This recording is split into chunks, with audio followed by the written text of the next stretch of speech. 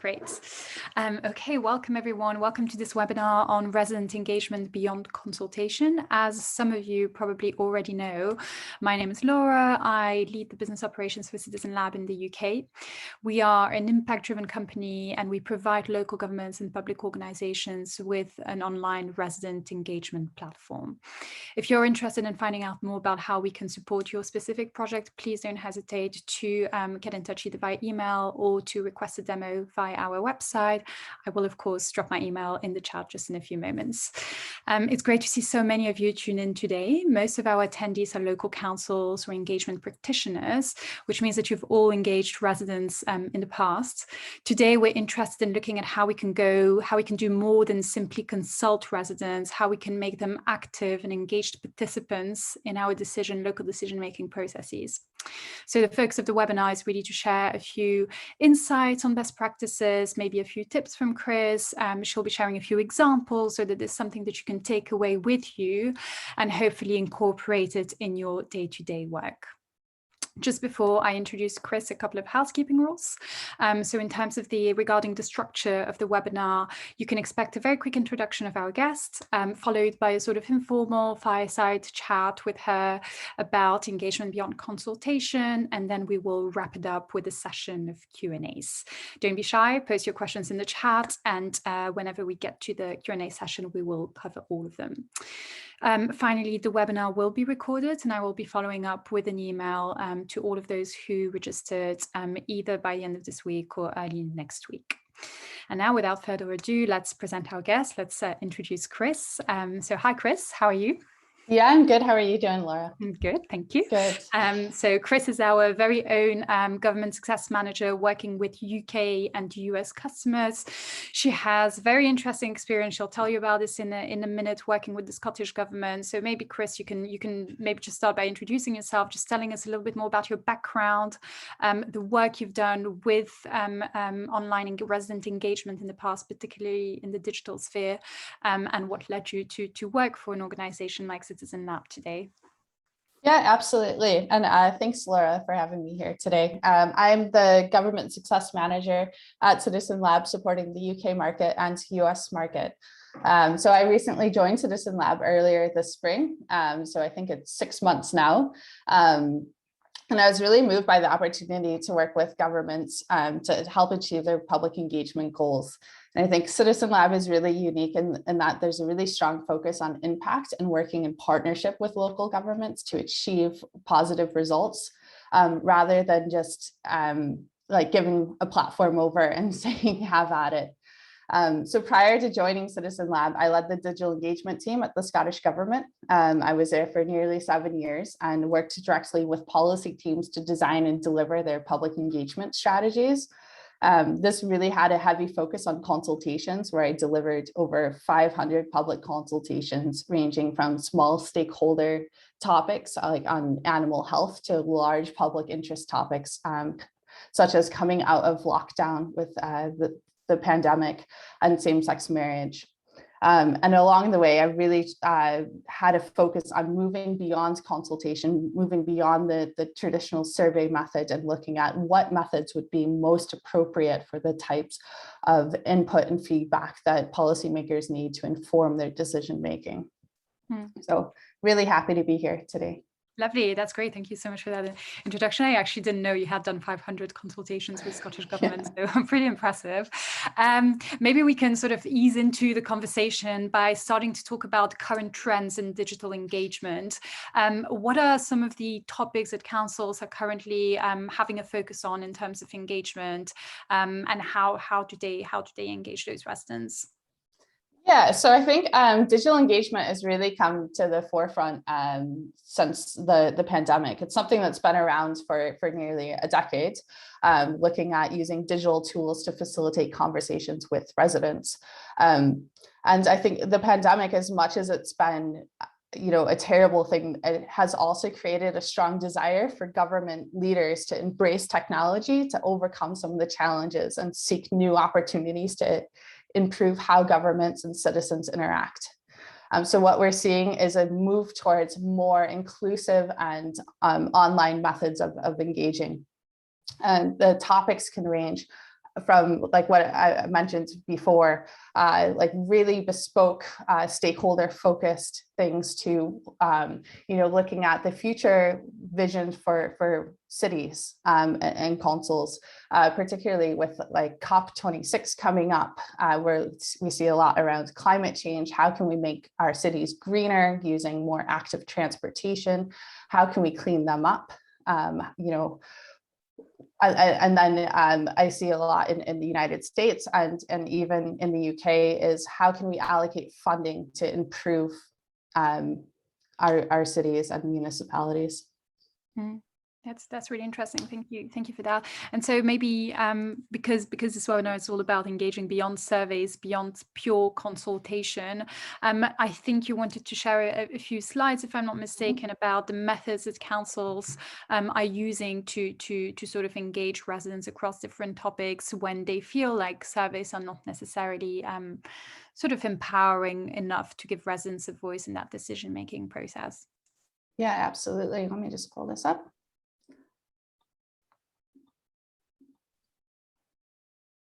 Can you see that? Mm-hmm. Yeah, so there's quite a big spectrum of participation. And I think oftentimes what we see is survey as a default method. It's a tried and tested method. It's worked well for decades. And also really, is sort of a pen and paper type of engagement tool. So as I was saying, like digital engagement is something that has expanded and particularly over the last year and a half is something that's even growing and becoming more and more important, which is how can we create inclusive opportunities for our residents and communities to have a say in the decision-making processes and things that affect their daily lives. So I've got this public participation spectrum here, which is from the International Association of Public Participation.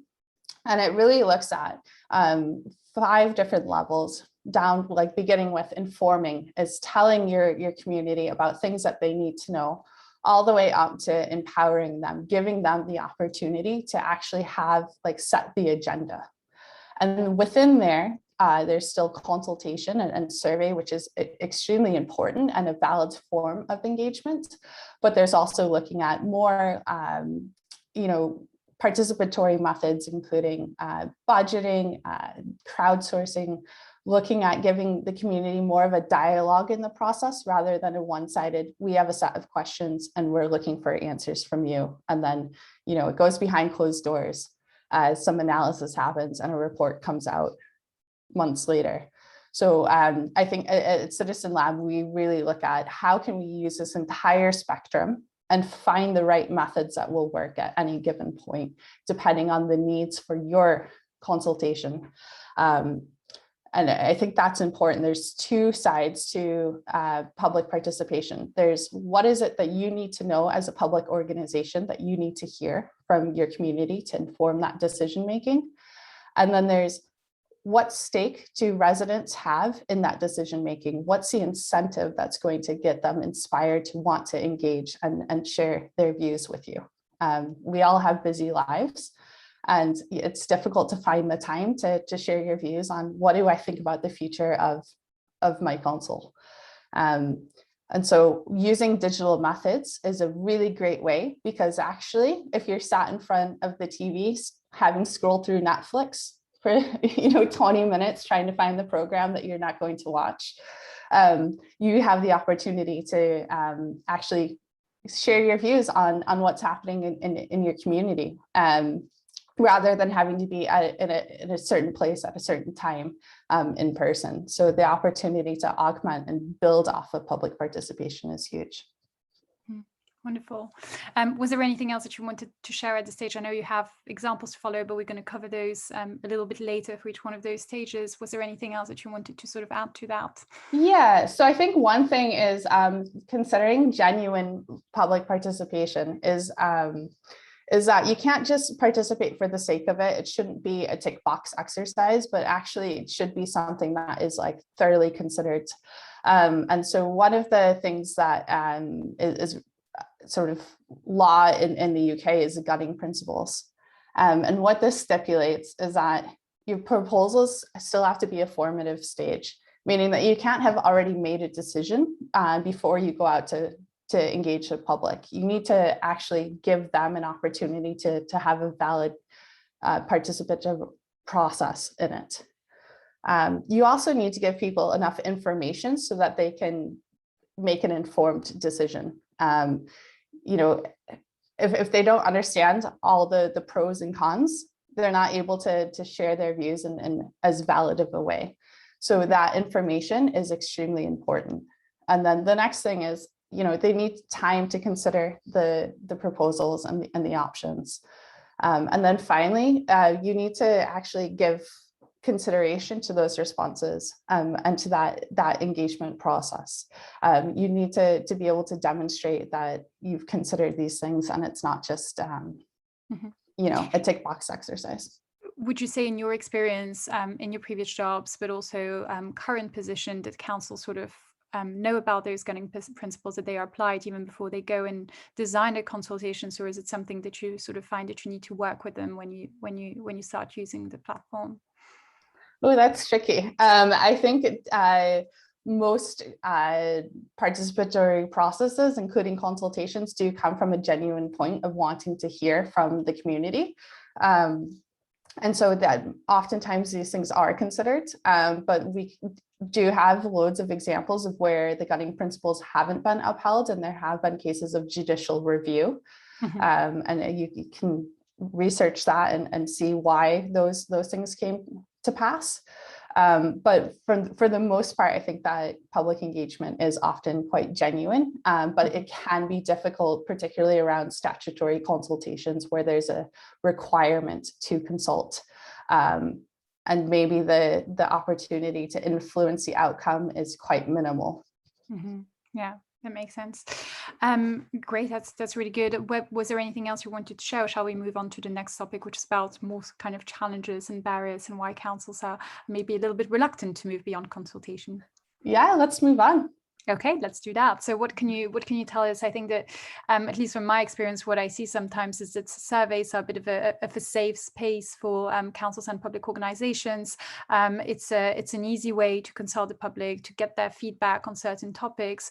And sometimes I ask myself, what kind of what is a barrier? What is a challenge? Why are we not going further than that more quickly to sort of make residents more involved in that decision-making process in a more active way? Yeah, I mean, I think as I said earlier, like surveys are a tried and tested method. So it's something that we're comfortable with. It's quite risk adverse in that you put out a set of questions, people respond sort of behind closed doors. You then have a great number of responses to analyze, develop a report and share that out. So more of the participatory methods are much more open and transparent in nature, and therefore that can feel a little bit uncomfortable because it's, you know, what if someone says this, or what if this happens? All of the unknowns. You're dealing with a live conversation or dialogue with the public, and so that can feel a bit scary. And anyone who's a comms professional or has experience with social media will know that you can get a barrage of abuse about, you know, litter, dog mess on streets are like really hot topics. So how do you avoid that? And I think the thing is, like with a platform like Citizen Lab, you are in a safe space. You're creating a relationship with the public. It's not just logging onto Facebook on my phone, seeing some post and, you know, sending a barrage of abuse to the local council. It's actually participating in a conversation where you as a public organization say, we want to hear from you because we will do the following with your input. Like, you can track the process here. And that really creates a much safer space and much more constructive conversations. People who just want to be annoying or provide unproductive critical feedback don't tend to go through the process to register and share those views. So what we've seen and feedback we've heard, particularly from like Stirling Council, is that it's not as scary, and that this need to pre-moderate isn't actually required. We're not in the wild west of Facebook and Twitter. It's a much more constructive, safe environment to facilitate those conversations and get useful feedback that will help you to inform the next phase of your process. Thank you. A couple of you have asked whether these slides are going to be shared after the session, and Chris, I think there's no problem for us to send them across, right? Yeah, absolutely. That's great. So maybe now is a good time to sort of move on to examples, and we've talked about those different sort of stages of engagement, different methods for different purposes. I think that what our attendees are mostly going to benefit from is actually seeing how a few councils do that. So I know that you've prepared a few examples for crowdsourcing of ideas, participatory budgeting. I'm just going to, hand over to you and let you tell us more about how councils have been engaging beyond consultation. Sure. Yeah. So I'm going to take us on a bit of a whirlwind tour of different councils, both in the UK and further afoot. So starting with the first method is voting. And I picked this example from a small municipality in the United States. So one of the things that the US is focusing on is providing funding to communities that have been really impacted by COVID. And it's called the American Rescue Plan. So this project in particular, what they've done in Lancaster is they were seeking community feedback on potential funding opportunities. And the structure for this project is really around understanding priorities from the community through the use of voting. So on the platform, you can see which things people have identified as the most important. And so behavioral health being one of the hot topics, and affordable housing. I think that these themes are they resonate in the UK as well. These aren't uniquely American topics, but like every idea here has been submitted by the municipality. And what they've done is said, okay, these are what we've identified. We have funding available. Please let us know what you think. And then they enabled comments as well, so that people could actually, maybe share additional ideas and feedback on the topics themselves. So, Airbnbs is a hot topic in the US as well as in the UK. So voting, I think, is really useful for understanding the priorities for a community and an easy way to engage. It's maybe not very high up the participation ladder, but it's a way that people can cast a vote quickly, and then, through the use of a timeline, which they're using, will enable people to follow the process and see what's the next phase, what happens after I casted my vote. And I was going to ask, is this a current project? And if so, do we know more about how the city is going to sort of report back to its residents, and what they're actually going to sort of do with that information? Yeah, so this is current. It's running till the end of this month. So they have also set it so that the community is given 5 options to prioritize, which is important as well, because that then gives you a sense of what the really important things are, rather than allowing people to, like everything. And what they'll do is they'll review this, they'll go back to the city council, have a discussion, and then they'll update the timeline to inform what the next steps are. Wonderful, thank you. That's pretty interesting. So the next project is on crowdsourcing. So we're going to travel to Leuven here. And this, I think, is a really, really interesting project. What they were doing here is looking at setting the city future plan. And so they decided we need to ask our residents, what would they like to see in their community? What's important to them? So they took a more open approach to engagement here. So rather than just doing prioritization of the top 5, what they've done is they said, what would you like to see? So they collected ideas. Then they were very clear in explaining that the experts will review those ideas and then they'll assess them and then they'll decide what happens with each of them. So this project in particular, it's a couple of years old, but I think still very relevant, had a huge amount of engagement. Nearly 3,000 people participated, sharing their ideas on what they would like to see in their community.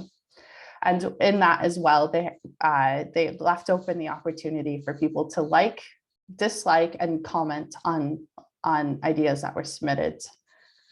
I think another thing that I haven't touched on yet, which is really important, is considering what the role of like the feedback process is in a public engagement project or process, which is something Leuven has done really well. So they've given feedback to show something's being processed, it's in progress, it's planned, or maybe it's locked, meaning that they're not going to progress with it at this time. But this shows how like communities have how residents have a stake in their community and actually have really valuable feedback in terms of what they would like to see, and it's in a safe space, not super controversial, those concerns and risks that we spoke about earlier have been mitigated, and actually they were able to facilitate an extremely useful project here. So what they did then was they shared a timeline on feedback on ideas, and then explained what has been improved and if something's been rejected, and provided an outlet for people to be able to follow up to understand. Rejected is probably a bit of a harsh word. It's maybe not feasible to action either because of resources or timescales. I think we can all understand that we have very limited resources and time and can't action everything. Even some of the best ideas that we would love to do maybe aren't feasible at this time, but could be considered at a later date. So I'll be sure to share these projects as well and encourage people to have a look at it. Mm-hmm. Yes, in our follow-up email, we'll share the recording, the slides, and all of the links to the different projects, so that you can browse through them in your own time as well. Thank you, Chris. I think there was a mapping project as well that you wanted to talk about. Mm-hmm. Yeah, so in this one, we're going to travel back to Scotland, to Stirling, and they've recently run a really, really clever project on a community within Stirling Council. And what they were looking at is how can we make this a more inclusive and accessible community.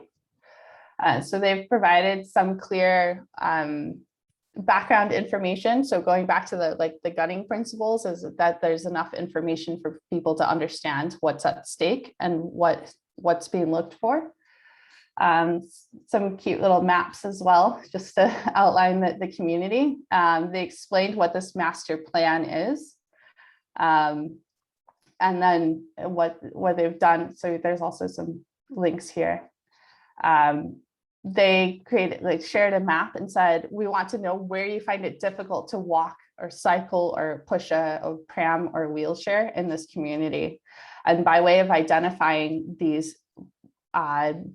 mobility issue points, they can look to improve accessibility by way of understanding where residents are struggling to access it. Sorry, I've lost the map, so I'm just going to refresh here.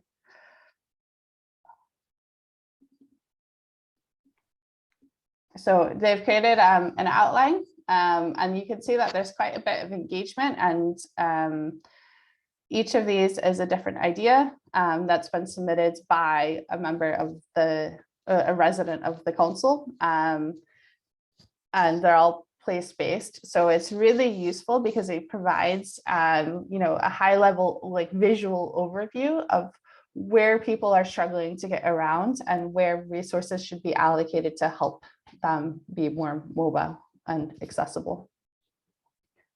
Also, I believe they have like comments available. So, you can facilitate a dialogue around any of these issues.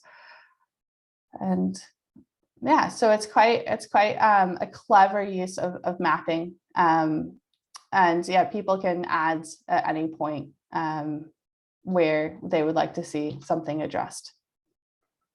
Perfect. And so this is really interesting. And I'm just kind of thinking back to the first example that you shared, which was around sort of prioritization, and sort of thinking that if we take prioritization a little bit further, we can maybe also talk a little bit more about sort of budget allocation, so discussions around budgets, which are also a very sort of hot topic for all councils. I always like to think about using online engagement not only for actual decision making around participatory budgeting, but also maybe encouraging a conversation around budget, so that residents can be a little bit more aware about the different sort of trade-offs that councils face when they invest in different areas. So I was just wondering if that is something that you could share an example of. It can sound like a scary method, but I find that sometimes it can be actually used more for a conversation, and doesn't necessarily need to be too sort of intimidating. Yeah, absolutely. So in this case, I'm going to travel to Newham, the London Borough of Newham. And they have been running some amazing participatory budgeting projects. Sorry, I opened up the wrong one here. Just give me a moment. So what Newham is broken up into different communities, and each community was given an opportunity to run through the participatory budgeting process. And at sort of first glance, this can look a little bit daunting. There's 8 phases of this project, but actually it's a very structured, and Laura, to feedback on what you just said, in some ways it's much easier to facilitate because each phase has a very clear action, and what you're collecting, how you're feeding back to residents, what happens next. So this is really useful for managing expectations for residents as well. So it's not that I've shared my view and I expect this park to be designed and delivered next month, but actually these things take time, and that communication process throughout the cycle is really important. So I'm just going to walk through this example of Manor Park from Newham. So the first phase of this project was they were asking people to submit what they thought would be a priority topic for funding. Each community within Newham was allocated a budget of £100,000 to determine how they would like to see that money spent to improve their community. I think it was really great in that they strategically looked at breaking up the communities because each community has different needs. So if they had done it across the entire council, they may have found that you'd had sort of a disparity between where projects funding was being allocated. So here they collected several, I want to say hundreds of ideas about what people wanted to see within their communities. And then in the second phase, they said, we're going to run a poll and determine what are the top 3 priorities. So they went from, open ideation and then scaled down to let's run a poll. And so this sort of method of being really open participatory methods down to more closed can be really useful as well to help that analytical process. And then it's not too daunting for the participant to engage as well. So after running the poll, they did a great job of sharing feedback and the results. So this is what they heard, and they identified the top 3 priorities chosen by this community assembly. So we can see that there's a big theme around sort of climate change, greener spaces, environment, sustainability. After that, they moved into an information phase and had a meeting with the assembly. And so you can see also they're promoting some events that will be running as well. So these are online events that people can register and participate in. So we can see like this project isn't just the digital side, but it's also supported by all like other methods of engagement, more that face-to-face, or in this case, Zoom, because I think we're still not gathering in large groups at the moment. And then, yeah, so the next part, which I think is great, is that there was a big vote on the community projects, where residents were given the opportunity to allocate funding up to £100,000 on what projects they would like to fund. And you can see each project here has a cost associated with it. So depending on which projects you select, you may be able to select several like low budget ones, or a couple of the more like high budget projects. So this gives people a stake and ability to actually say, this is public money that's available for them to look at allocating. This process is still ongoing. So there was an announcement of which projects were funded, with the results being shared. Again, really useful for transparency and being able to communicate to residents, this is how decisions are being made. It's much higher up in the participatory like ladder, that spectrum that I was showing earlier. But this can also reduce some criticism and distrust in the process, because you're sharing those results as they come available, and keeping your participants and residents informed throughout the cycle. So we're currently NUM's currently at the 7th phase of their project, where they're planning some events, and like sort of maintaining the dialogue, and then eventually they'll move on to an evaluation phase. And you can see this runs through like the end of February next year. So it's a long-term project, but with very clear actions and remits for each phase of the process. So yeah, participatory budgeting can be structured in so many different ways. This is one. But I think it really demonstrates a very thoroughly thought through process that's engaging throughout. Yeah, and supported by other methods as well, so that you don't jump immediately into participatory budgeting, but kind of prepare the audience by doing some preliminary exercises as well.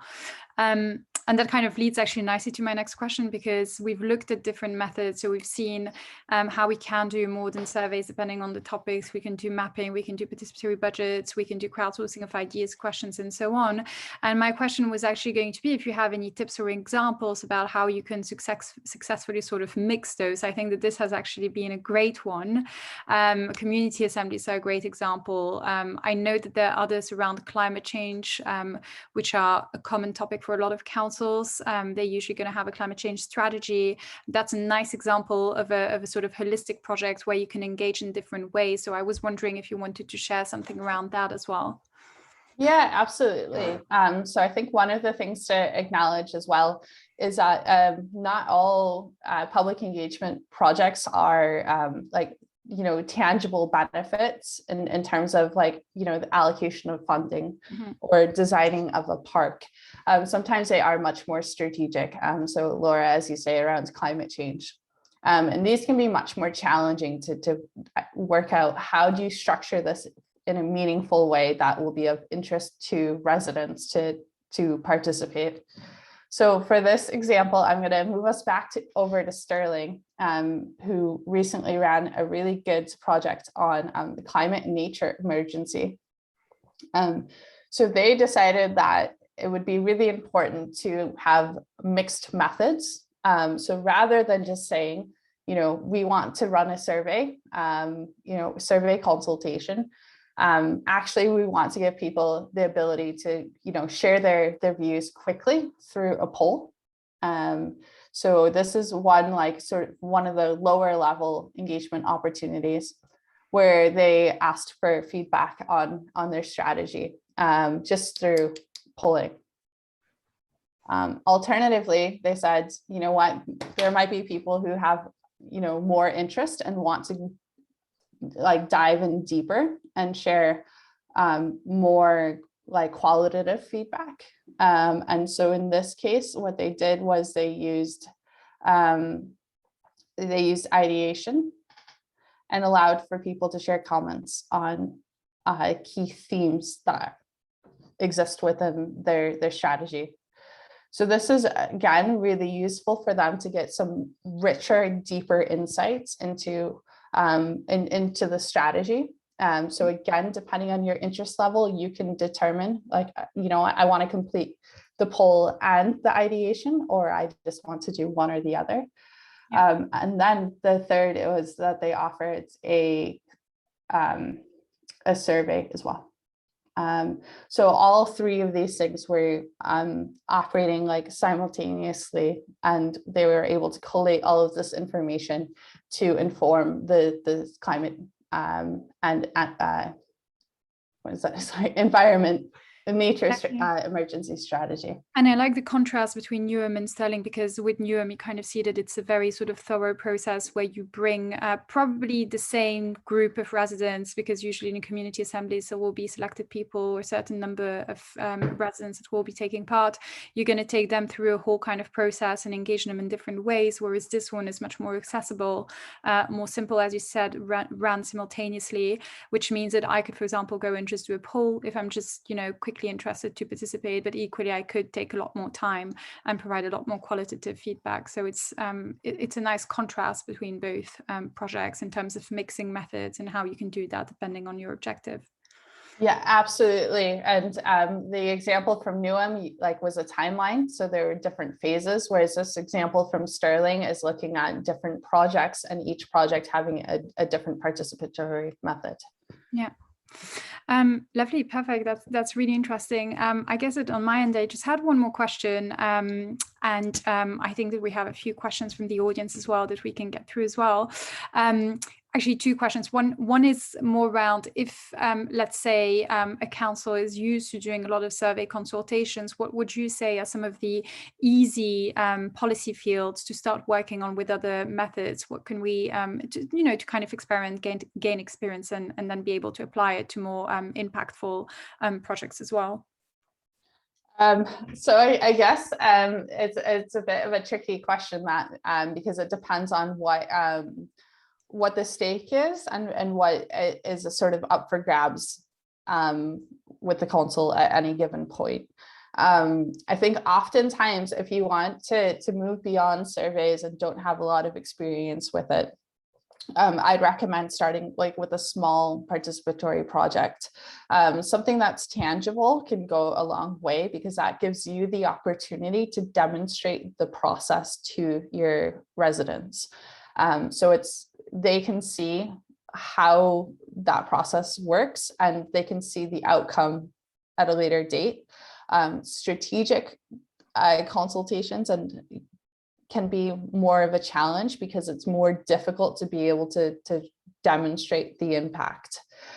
That being said, there are so many different approaches and ways to handle it. And I think it goes back to genuinely is, do you need to hear from your community, and what will you do with that input you have from them, and how will you share that back to your community? So if you can't answer those questions, then perhaps it's not something that you should be looking to move, proceed with at that time. Those are really challenging questions, and it's not as easy as it's not black and white. But certainly thinking about what is that strategy, how does public engagement feed into the process, how then do you inform the decision, how do you feed that back to say we listen to you, and sometimes you don't always take the popular decision. So being able to balance that and say, the role of public engagement is one aspect, but also, we have evidence, we've spoken with stakeholders, and there's a magnitude of evidence that's being considered in the decision-making process, and it's not a popularity game. Perfect, thank you. And so one last question for me, and actually I do think it links to some of the questions that I've been seeing in the Q&A, which we're going to cover directly after that. We're now moving back to quite a lot of face-to-face meetings, but also not everyone is going to be equally drawn to digital engagement. I know that we do have a webinar on sort of merging online-offline engagement, and I'll share a link to that to our attendees. But what are your thoughts in your experience, and what have you seen that councils have done to sort of mix online and offline methods? Because obviously we have a huge focus on the digital methods, but we also sort of recognize that that is only one part of an engagement strategy. So what have you seen amongst councils in terms of trying to mix that online and offline sort of engagement? Yeah, that's a really good question.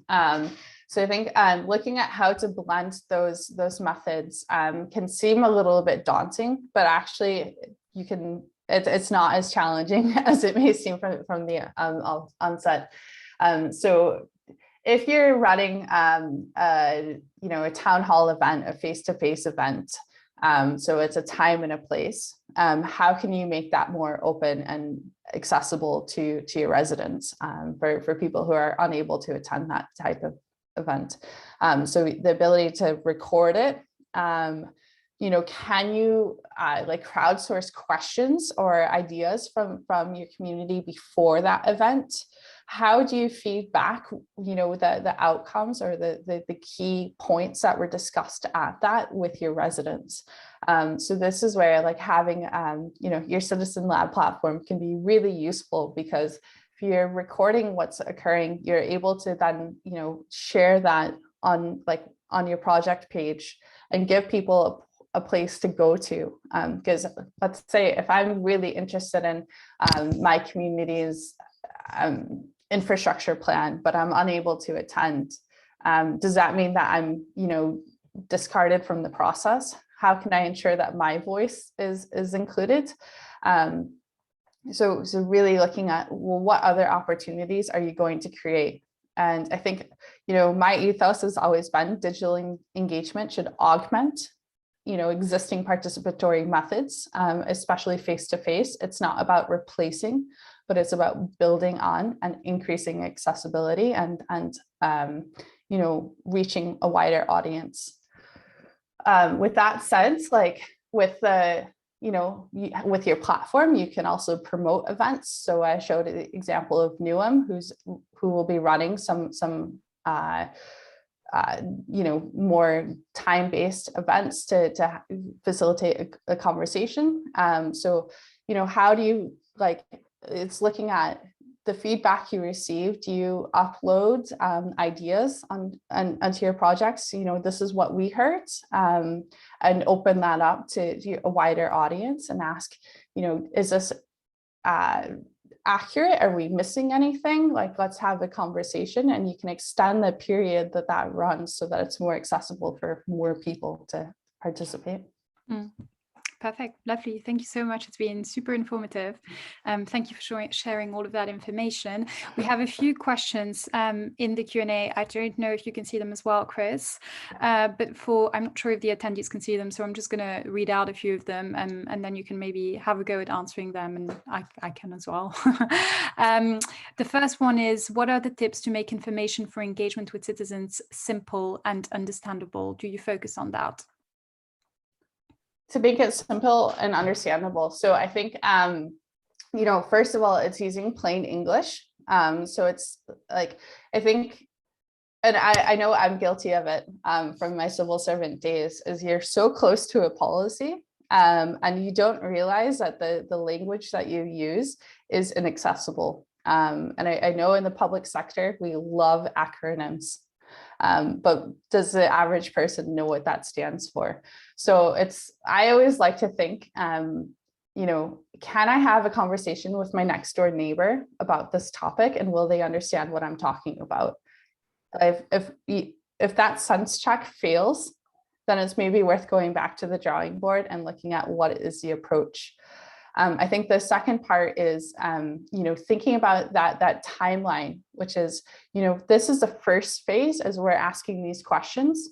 and then communicating what happens next and what happens after that, and how then do you inform, your community about the decision that's being made. So thinking about it from like the long term, rather than just, I need to hear this now and put out questions and then worry about the analysis and, decision-making process at a later date. If you think about it in a more holistic approach from the beginning, it'll make your life much easier in the end. Yeah. Lovely, thank you. So the second question, I think we've kind of answered that. How does this engage with those who are less digital literate or do not have access to the technology? There is a risk only certain socioeconomic groups are engaged, which is obviously a very relevant point. And given that we work on digital engagement, it's interesting to think about how that can be combined with other tools. So I don't know, Chris, if you wanted to say something around that. Yeah, so I think this is a challenge, and this goes back to why I was saying that digital engagement should look to augment those other participatory methods. It's not about replacing. It's not about being the only way forward, but building and being able to expand access to a wider audience. So continuing with those face-to-face events, continuing with a consultation workshop, working with stakeholders who can access different groups that maybe you're not reaching. But also to say that, using the platform gives you some really rich insights into who you're engaging. It gives you really good insights into, who am I missing? Who do we need to reach out to? Are we hearing from the same people over and over again? And then looking at that sort of your public engagement strategy, which says, how can we go beyond?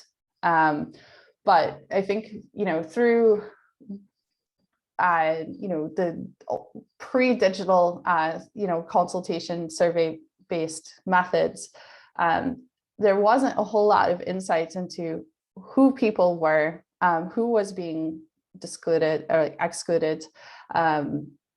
We didn't have very rich insights into how different people felt about things. It was very sort of pen and paper based analysis. And so, this provides an opportunity to go, that step beyond, and as I said, not replace, but augment.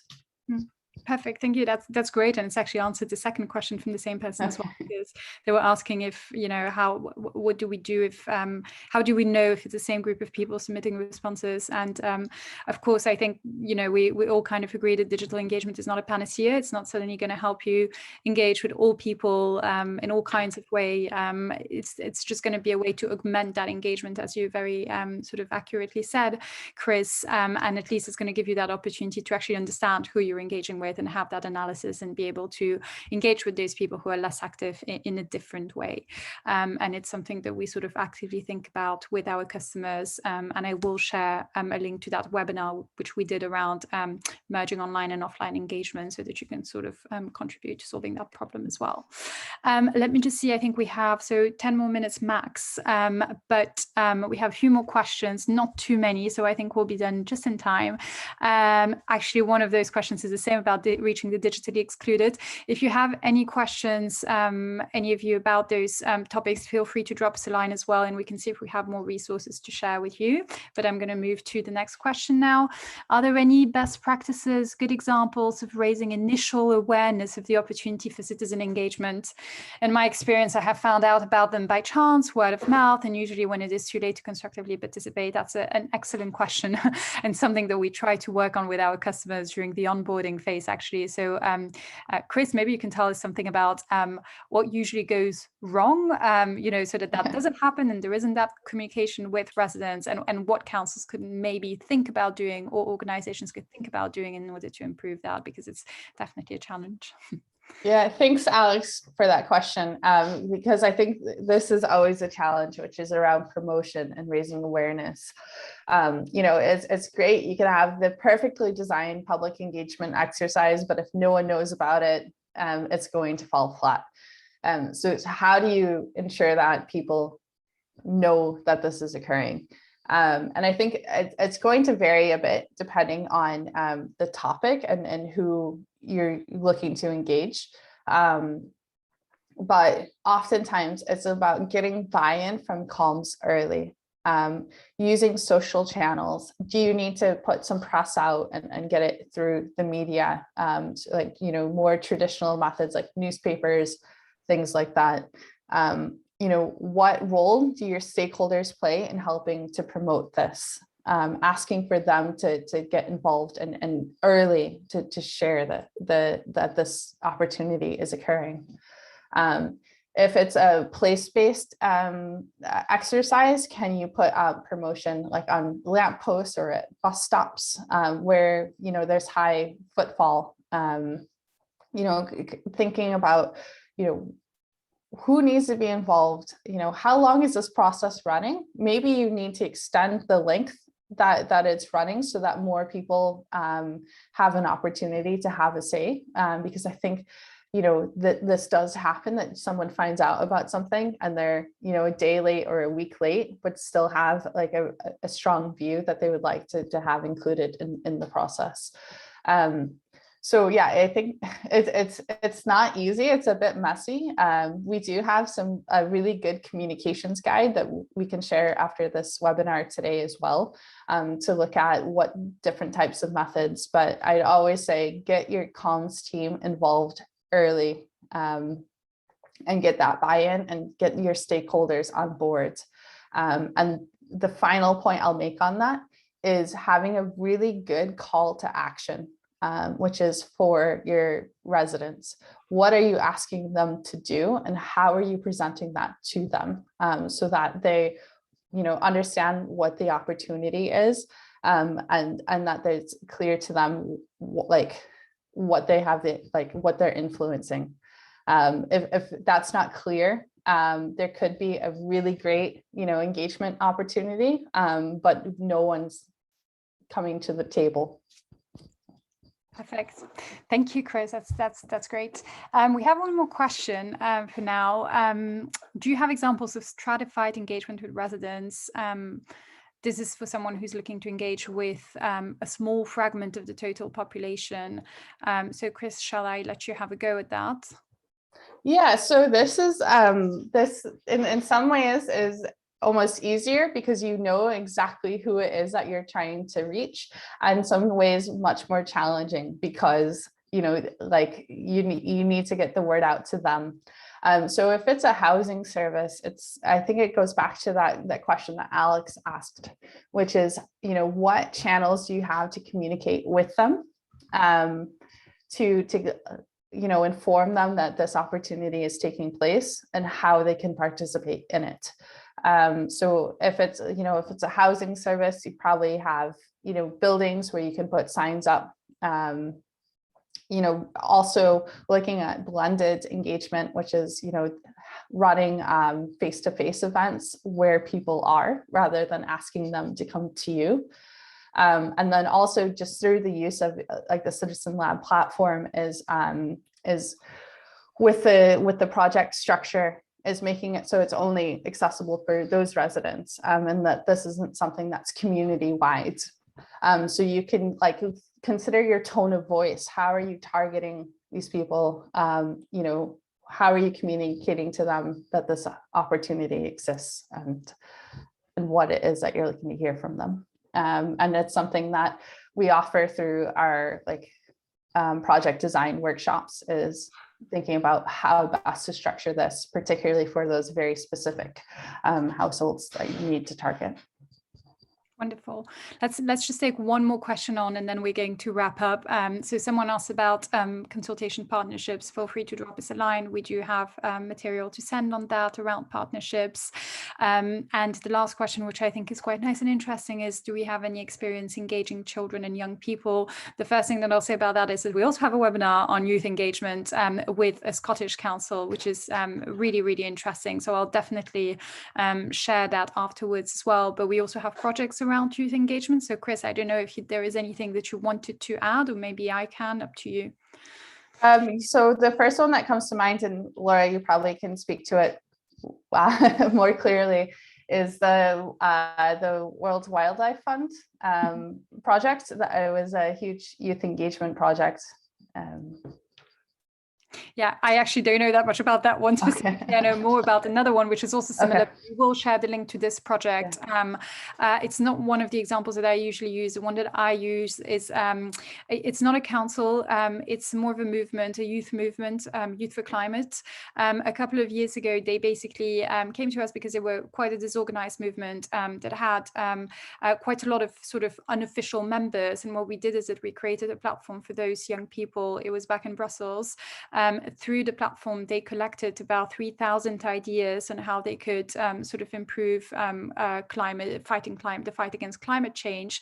And what the organization sort of used, or the leaders of the organization used the platform for, was to sort of use our data analysis tools from the background to understand what people are talking about in those 3,000 ideas, and basically condense them into 12 citizen initiatives that they then presented to the Belgian Parliament. So we definitely have experience engaging the youth. Children is a little bit trickier, but I definitely recommend listening to that webinar with the Scottish Council, which I will send through, because they actually have a few very interesting programs on how they engage with schools and how they get schools to communicate with the council leadership to shape certain ideas and policies. So, or at least to introduce them to the democratic exercise, so that once they are adults, they can actually take part in it actively. So we'll definitely share all of that information, and thank you for those great questions. I think that's it. That's pretty much it. We only have 2 minutes to go, so it's perfect to wrap up. So first of all, thank you, Chris, for joining me and for sharing all of that super insightful information. It's been a really, really interesting conversation. So thank you for being there. And then thank you to all of our attendees for taking an hour out of your day to be with us and listen to what we have to say. If you have any questions whatsoever, please don't hesitate to contact us. If you want to book a demo, please don't hesitate to contact us, and we will be in touch either later this week or early next week with the recording of the webinar, as well as quite a few sort of follow-up links and resources that you can browse through in your own time. So yes, thank you very much, and we'll see you for our next webinar later this year.